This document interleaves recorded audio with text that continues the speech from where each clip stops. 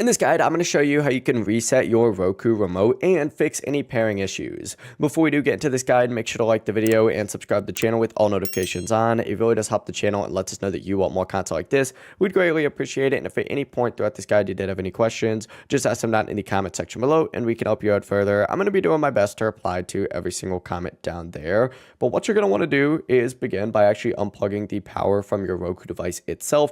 So unplug that power cord, and then from here, look on the back of your remote and remove that back cover and take out the batteries. If your remote doesn't use removable batteries, you could just skip that part. But from here, put the batteries back into the remote, and now go ahead and plug that Roku device back into power and wait until the Roku goes through its main setup and you're back in the home screen. Now, on some Roku remotes, you're actually going to have a pairing button underneath the battery cover itself. If yours has one, press that button to begin pairing. If your remote doesn't have a pairing button, go ahead and press and hold down on the home button and the back button for about 5 seconds. Watch for the light up at the very top. It's going to turn green, and that means your remote's going to be in pairing mode. From here, once it does connect, just test the buttons and make sure everything is working correctly. And that is how you can reset your Roku remote and fix any pairing problems. If this guide did help you out, make sure to like the video and subscribe to the channel with all notifications on. If it would just help the channel, it lets us know that you want more content like this. We'd greatly appreciate it. Have a great rest of your day, though. Peace.